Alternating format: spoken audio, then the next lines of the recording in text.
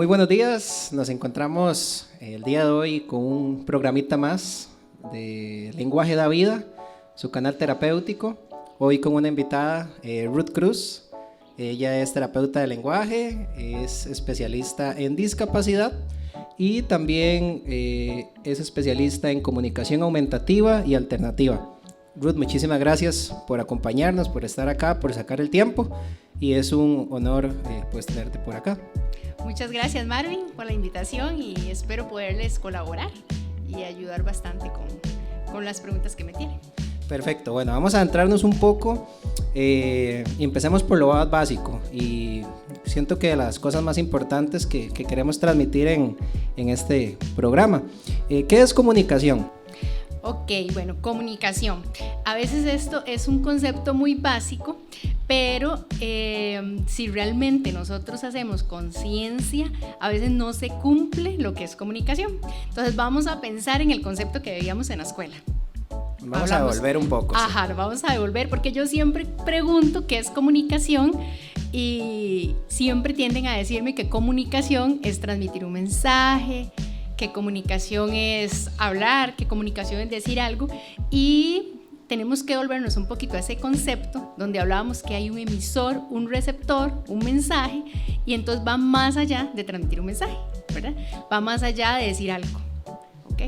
Muy bien, requerimos como de diferentes elementos para que esa comunicación se pueda dar. Ok, entonces vamos a pensar que va a haber una interacción recíproca entre un emisor y un receptor. Entonces, no solamente es transmitir un mensaje, sino también lo que nosotros recibimos, ¿verdad?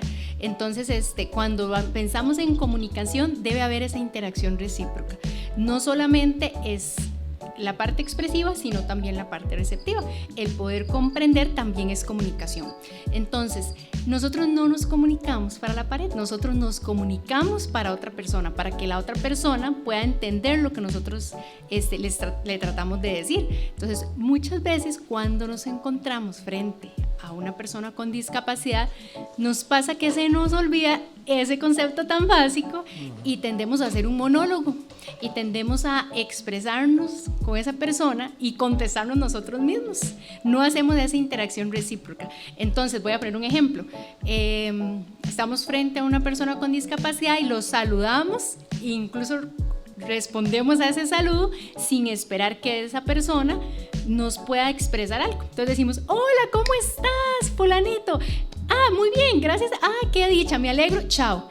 Y nosotros hicimos un monólogo y nos retiramos, y no se cumple con esa interacción recíproca, ¿verdad? De emisor y receptor. Entonces, es un concepto básico, pero cuando nos encontramos con una persona con discapacidad, a veces no se cumple tanto, ¿verdad? Entonces, pues sí tenemos que reflexionar sobre eso, y tenemos que partir de ahí, valorando de qué manera se está comunicando esa persona, cómo se puede estar comunicando, y no solamente pensando en el habla, que ahorita vamos a hablar un poquito de eso. Sí, porque a veces hay muchos paradigmas de que comunicación es solo hablar. Entonces, aquí por medio de esta explicación vimos un poco más claro de cómo podemos adentrarnos y qué es en sí la comunicación.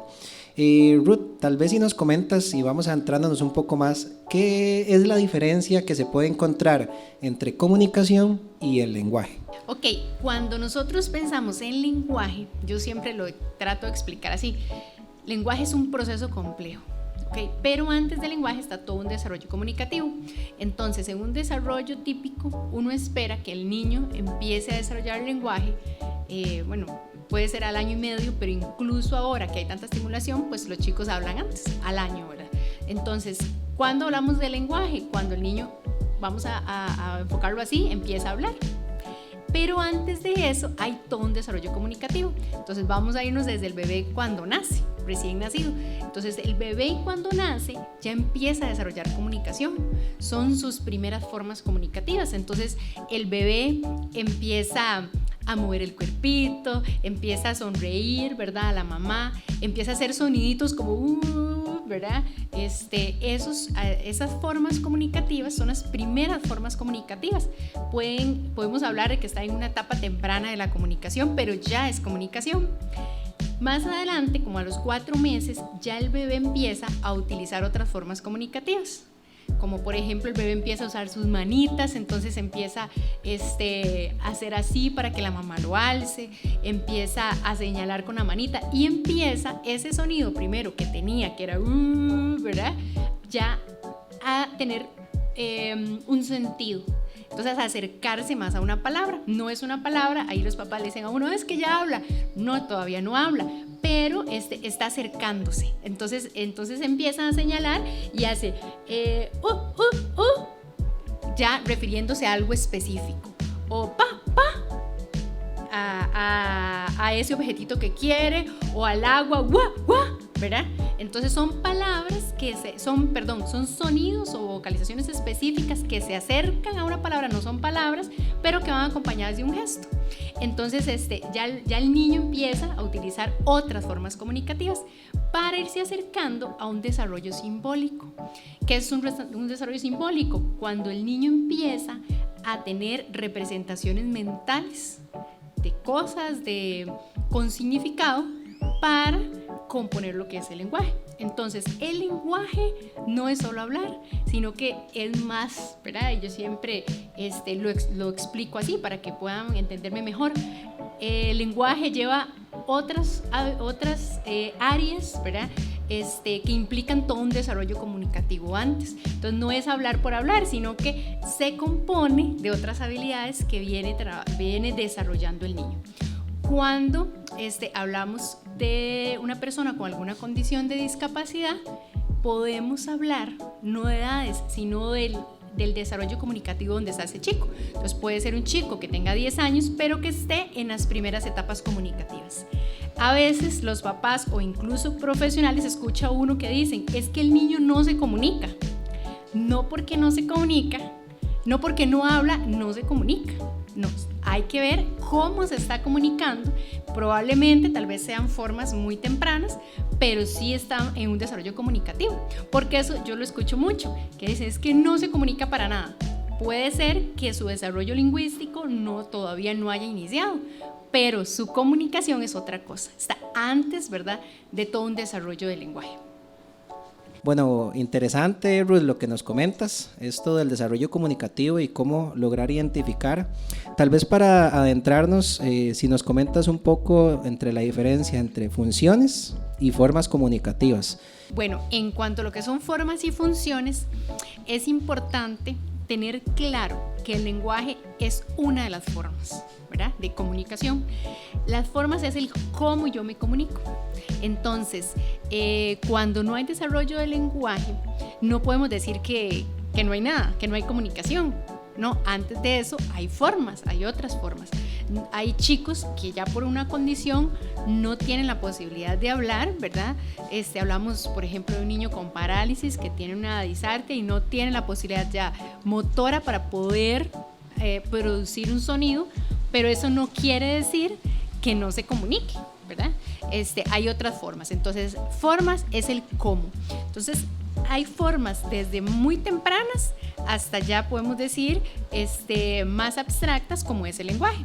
Entonces, por mencionarlas, vamos a ir mencionando desde las más tempranas a las más abstractas. Entonces, las más tempranas, movimientos corporales, expresiones faciales, primeros sonidos, la mirada, que no es esa mirada de que yo veo al chico y que siga algo, no, es una mirada comunicativa. Vamos a recordar, las que tienen bebés, la primera mirada comunicativa que hace su bebé, ¿verdad?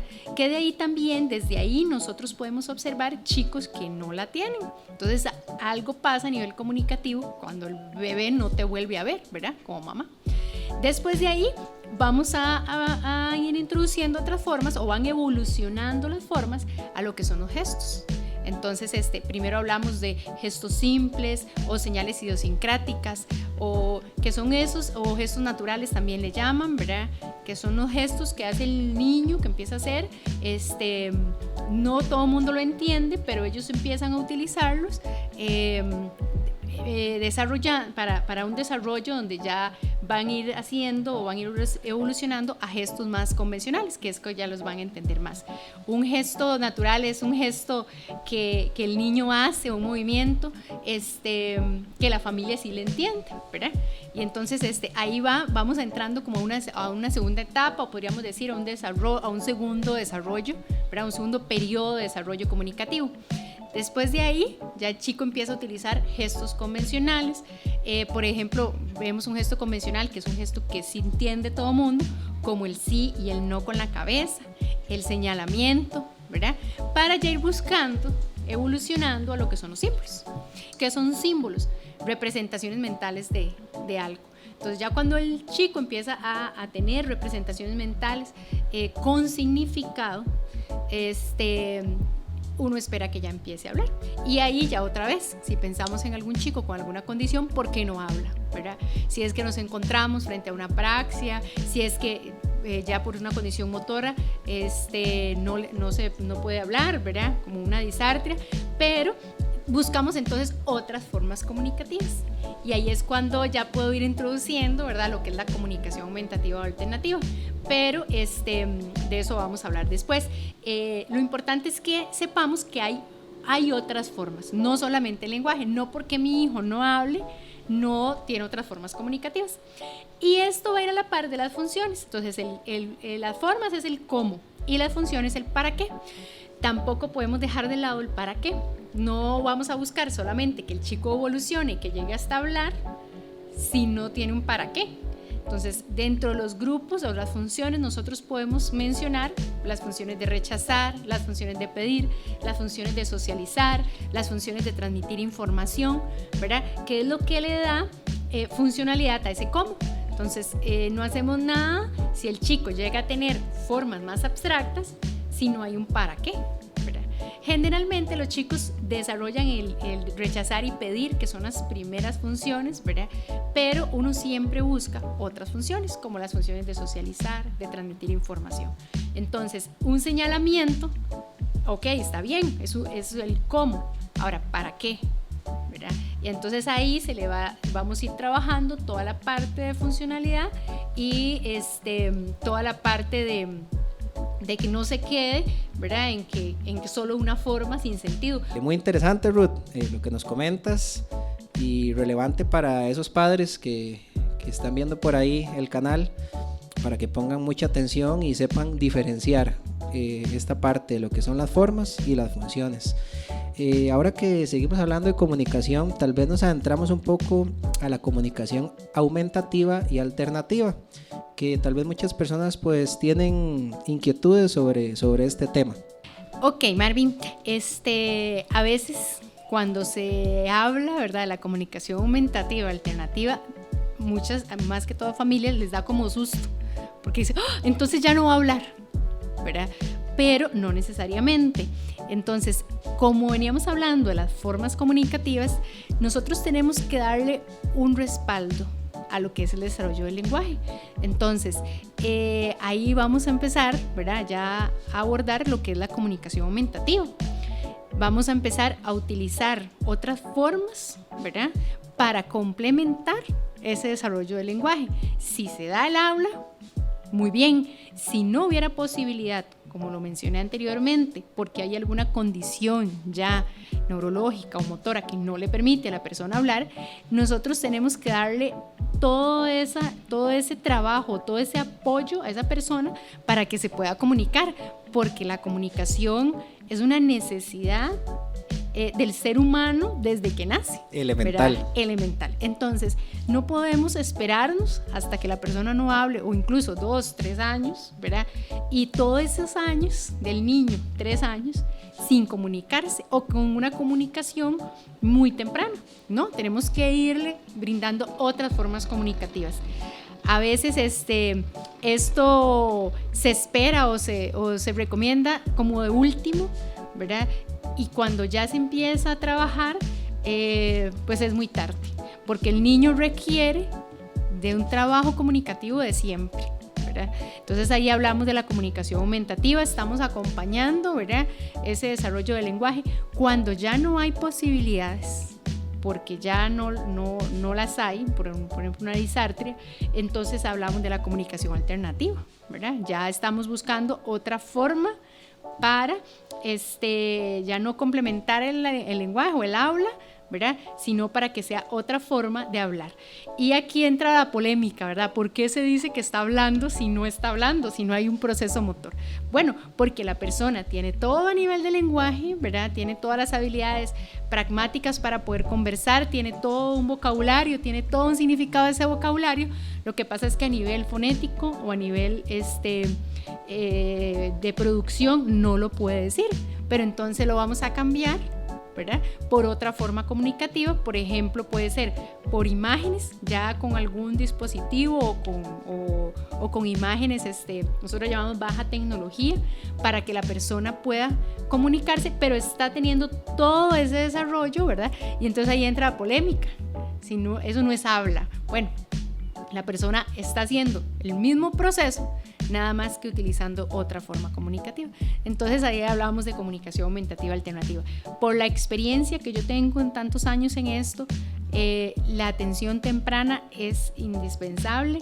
Uno quisiera empezar procesos de comunicación ya en chicos más grandes, y se hacen, y tengo chicos, ¿verdad?, que han llegado, pero el avance o toda la intención comunicativa que pudo haber tenido ese chico se logra más cuando es más pequeño.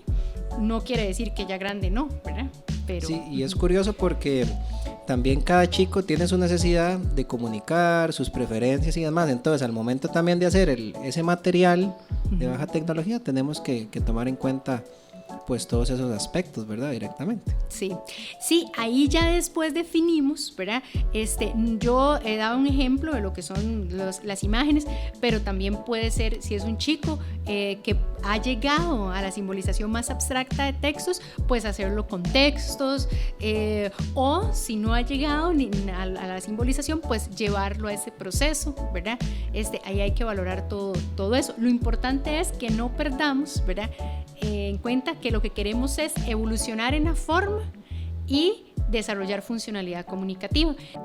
Sí, bueno, muy relevante. Muchísimas gracias de verdad por todo este abordaje importantísimo para que quede un poquito más claro en casa y que veamos esta profesión como algo muy relevante, muy importante. Y sabemos que la comunicación, tal vez los padres dejan de lado y dicen, mira, no, vamos a esperar a que crezca un poquito más o demás, ¿verdad? Entonces también invitarlos a esa parte de intervenir tempranamente, y si ven algunos indicios distintos, pues tomarlos en cuenta. Muy agradecido, Ruth, por toda esta información que nos compartes. Muchas gracias. Espero no sea la primera ni la última vez que te tengamos por acá y poder transmitir toda la información a la población. Muchísimas gracias, Marvin, de verdad, por la invitación, y pues espero que poderlo seguir acompañando en otras ocasiones más. Muchas gracias. Muchas gracias. Hasta luego.